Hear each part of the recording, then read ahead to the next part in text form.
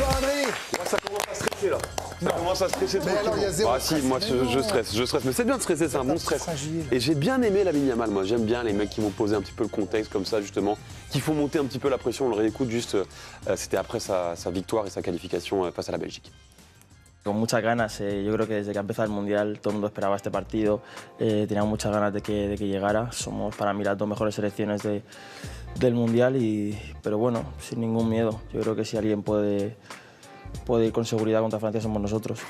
Et durant ces interviews qu'il a menées justement après le match, il a parlé à la télé espagnole. Malheureusement, on n'a pas les droits, mais il a rappelé que l'Espagne avait battu la France en demi-finale à l'Euro en 2024. On ne parle pas de la Ligue des Nations parce que c'est autre chose. Et nous, on s'est dit, mais pourquoi tout a changé depuis ce France-Espagne 2024. J'adore. Baptiste Vautier aux manettes. Baptiste Vautier. Bon, déjà les compositions d'équipe. Bah, le système il a changé déjà parce qu'on évoluait dans un 4-3-3 alors que maintenant on évolue dans un 4-2-3-1 avec 3 joueurs qui sortent. Colomani, Théo Hernandez qui est dans la liste mais qui n'est plus là et N'Golo Kanté qui est dans la liste aussi mais qui ne joue pas, ils sortent et puis devant Digne, Doué et Olysée surtout qui rentrent. Donc on a un visage quand même beaucoup plus offensif. On va regarder aussi ce qui se passe du côté de la sélection espagnole. Il devrait y avoir 5 changements. Le système en revanche il reste. Alors il y a des anciens qui s'en vont, hein, des Morata, des Jesus Navas qui s'en vont.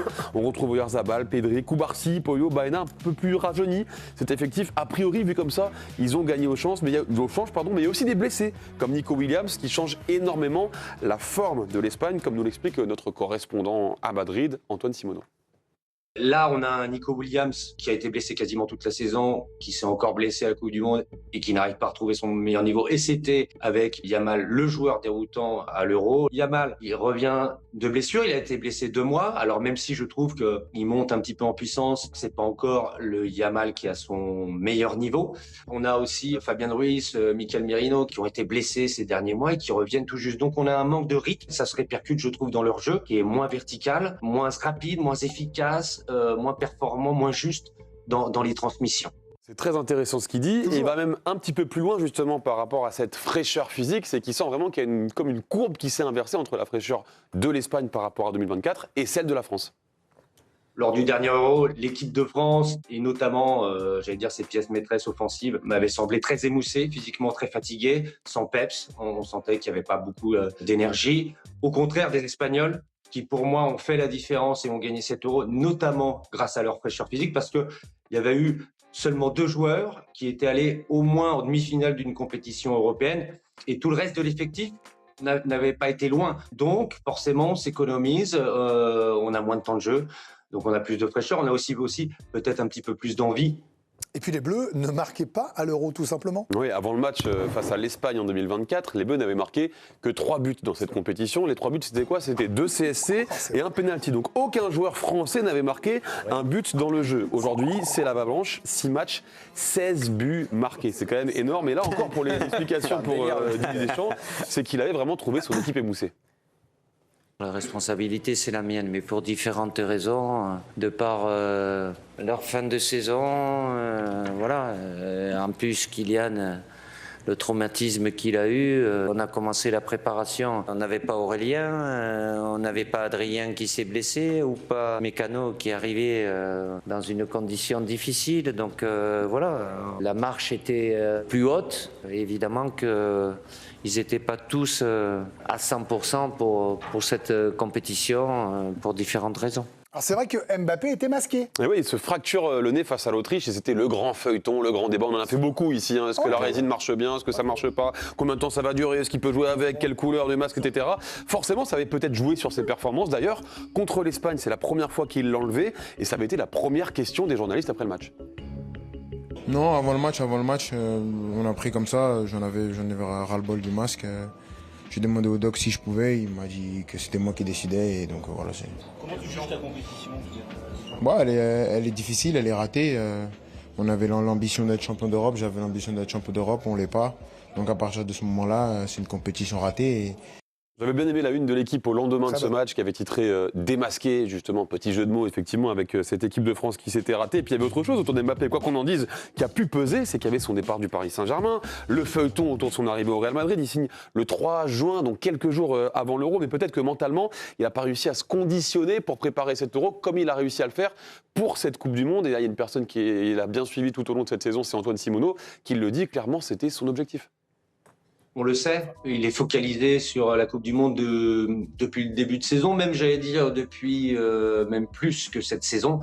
Et on sait qu'il a communiqué tout au long de la saison sur ça. C'est son grand objectif. Il s'est mentalisé pour ça. L'objectif numéro 1 et prioritaire cette saison Kylian Mbappé, et même bien avant, c'est la Coupe du Monde. Et on sent, comme tout le monde le dit, comme il le dit, qu'il est en mission.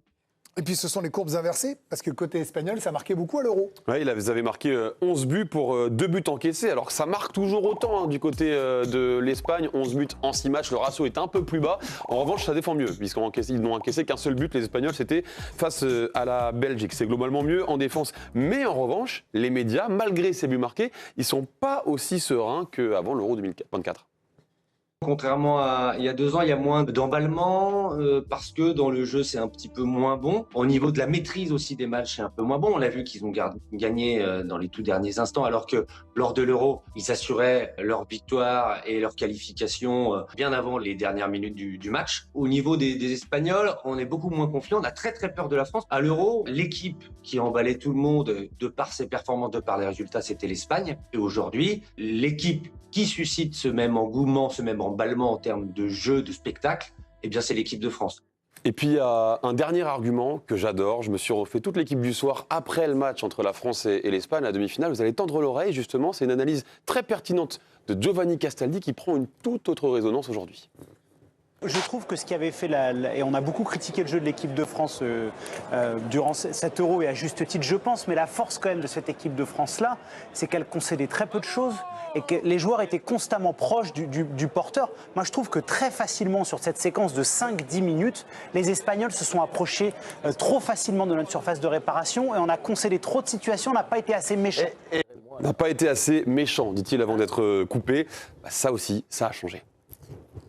Si vous deviez décrire en un seul mot l'état d'esprit ou la mentalité de l'équipe de France depuis le début de la compétition et avant cette dernière ligne droite, lequel choisirez-vous et pourquoi? Méchant. Alors ça ne va pas assurer la victoire pour demain, mais en tout cas, ça donne beaucoup d'espoir. Si, ça l'assure. Merci Adrien, Arthur et Baptiste. Arthur et Baptiste, c'était la dernière de la saison et on le C'est salue. pas vrai Ouais. Ah, bravo Bon, les gars. on les embrasse, on leur dit bravo pour cette formidable, tu vas plus fort d'ailleurs, pour cette formidable saison du Bravo Baptiste. Bravo. Bien, on est à J-1, on y est presque là. Vicage Dorasso, vous avez écouté avec attention le pourquoi d'Adrien Courouble. Est-ce que vous êtes d'accord avec ça? Tout a changé depuis 2024. Ouais, tout a changé. Et si en plus, on revoit le match de Ligue des Nations quand même, où ils jouent déjà dans le même système. Démarrait ce système-là avec pratiquement les mêmes, je crois, hein, les 4 devant. C'est vraiment aucune expérience de ce système. Et il a insisté, donc ils ont beaucoup d'habitude pour jouer tous ensemble. Et puis si là, on regarde les chiffres aussi, c'est implacable. Alors, ils ne prennent pas de but, mais nous, on en met beaucoup, on peut marquer à tout moment. Donc oui, je pense qu'on est plus fort, qu'on va les battre. Après, il y a le truc... Ah, carrément, au bout d'une 30 secondes, on va les battre. Voilà, ça c'est fait, ça. Non, mais je suis d'accord avec vous. Non, mais honnêtement, j'ai jamais autant... j'ai rarement ressenti ça quand un joueur a le ballon. Quand Mbappé a le ballon, je sens qu'il peut marquer tout le temps. Et les autres aussi. Enfin, c'est sûr à défendre. Non, mais je veux dire, Dembélé, il a la balle. Tu te dis, il va frapper, il va marquer. Mbappé, il frappe, il marque. Enfin, c'est compliqué. Après, on a beaucoup défendu, soit en avançant, soit en courant vers notre but. Assez peu face à une équipe qui maîtrise le ballon. Et là, ça va peut-être un peu changer. Comment on va réagir dans ces moments-là avec une équipe qui joue bien, qui est capable de rentrer dans les blocs bas, parce qu'ils sont capables de jouer une touche de balle et en déviation avec du mouvement. Donc on verra si on est capable de défendre contre eux. Et ça peut être un 5-4, un match ultra spectaculaire, Benoît, ou pour vous, ça va être quand même aussi priorité à la défense, vu la qualité des attaques, notamment de la nôtre, je me dis... Pour moi, la différence majeure, vous qui étiez défenseur, sur le côté, c'est quand vous avez Nico Williams qui est blessé ou qui joue que 10 minutes, un quart d'heure, et Yamal qui n'est pas à 100%, vous êtes fatalement moins fort que quand c'était vos deux armes majeures. Bien sûr, effectivement, ça se tient.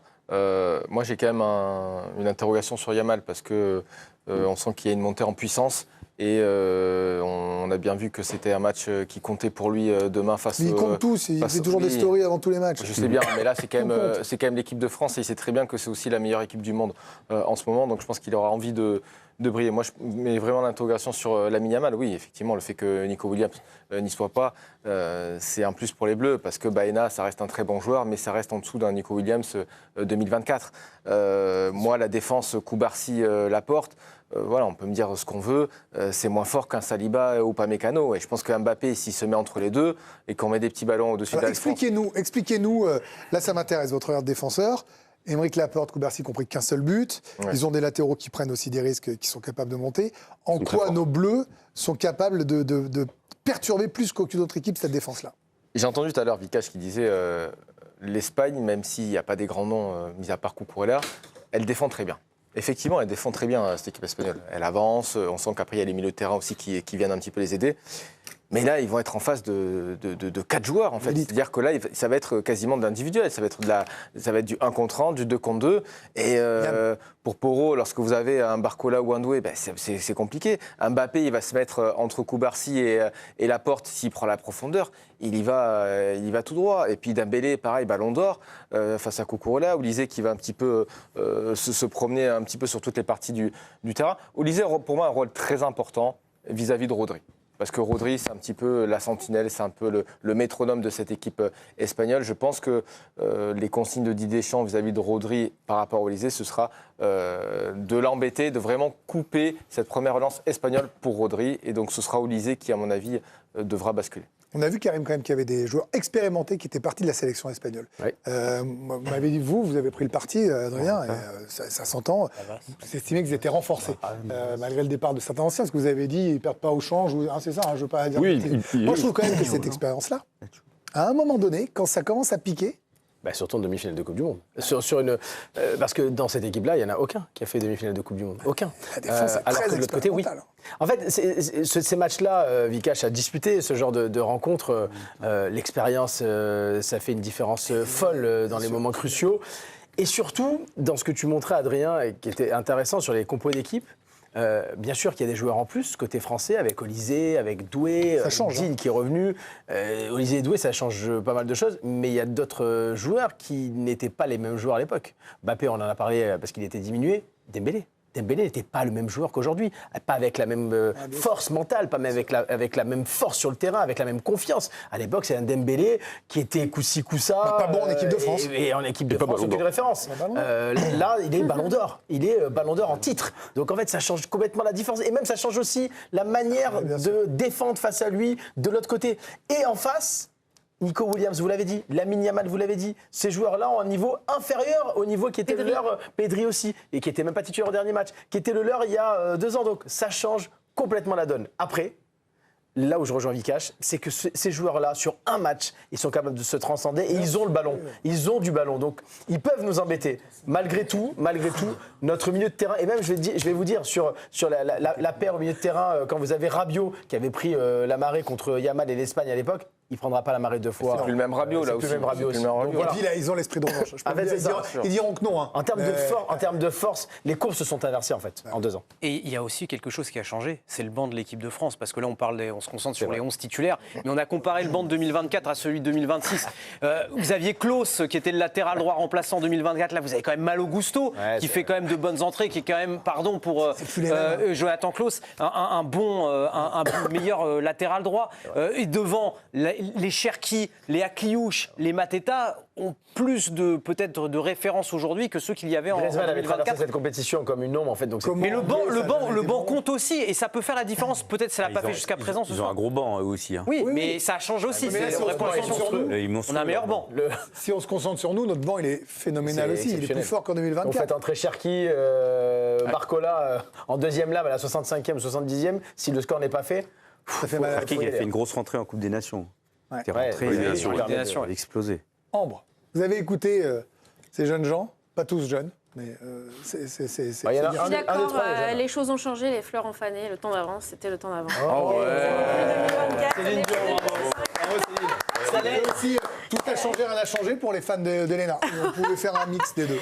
Voilà, on reconnaît la patte radiophonique qui est chez vous. Voilà. Non mais je suis d'accord, 2024, on n'a pas non plus parlé de 2025 et ce sont à chaque fois les 2 matchs socles pour essayer de trash-talker du côté de l'Espagne. Et à chaque fois, pour moi, il y a eu d'un côté, et là, Karim a fait la liste de tous les offensifs qui soit n'étaient pas là, soit étaient déclassés, soit n'étaient pas au même niveau. Ça, c'était pour 2024. 2025, défense intérimaire totalement expérimentale. On ne peut même pas s'en servir de ça pour parler. Ce qui veut dire que les 2 fois où ils nous ont battus, il y en a eu sur une des 2, ils n'ont pas connu la virtuosité offensive qui nous habite aujourd'hui. Sur la deuxième, ils n'ont pas connu la solidité défensive qui est qu'on a les 2. L'anglais, chez l'anglais. Oui, Kaloulou à droite, Konaté, Kaloulou et Théo Il y avait Loïc Badet aussi qui était. Ouh là là, alors là, il faut se mouiller la nuque pour vous dire. Et la première. La nuque, c'est là. Oui, la nuque. Il faut se mouiller la nuque. Et la première dont on a parlé là, le meilleur joueur offensif, c'était Randal Colomoni. Là encore, je suis désolée, sans lui manquer de respect, on va encore se mouiller la nuque, sinon hydrocution. Donc autant vous dire que les 2 fois sur lesquelles ils reposent leurs arguments, ils n'ont pas connu le combo des 2 offensifs et défensifs. Et aujourd'hui, c'est nous. C'est ça l'équipe de France. Oh, je vous aime quand vous êtes comme ça. Moi aussi, quand vous êtes comme ça, là. Faut pas le jouer le match. Hein. Non, mais là, on va faire un truc à l'amiable. C'est sérieux. Non mais en vrai, moi j'ai un petit stress. Calmez-vous. Non mais moi calmez-vous, arrêtez d'être Greg, j'ai un petit stress. Ils vont enregistrer, ils vont le passer au vestiaire. Qui passe ce qu'ils veulent. Non mais c'est une demi-finale de Coupe du Monde. Moi je ne suis pas totalement sereine. En revanche, si j'ai envie de dresser un constat lucide, mathématique et comptable, cette équipe de France, elle est censée les tordre. Je veux, on s'arrête sur ça. Voilà, c'est comme ça. Mais bien sûr, c'est ça. J'ai mis 4 parier pour moi là. J'aurais pas rien à faire. Moi, parier pour moi aussi. Moi, j'ai mis 5-0. Moi, chaque fois qu'il y avait quelqu'un qui ouvrait la bouche, je rajoutais un but. Mais oui, non. Mettez-en un 5e. 4-1. Mettez-en un 5e. Et je verrai si je moi, je suis Arrêtez. Mais arrêtez d'avoir peur. Moi, c'est 6-0. On est une émission d'avant-match, il faut porter nos 6-1 convictions. quand même. Moi, je mets 6-1. Non, mais on peut avoir peur de tout. Mais à ce moment-là, qu'est-ce qui se passera? Plus rien.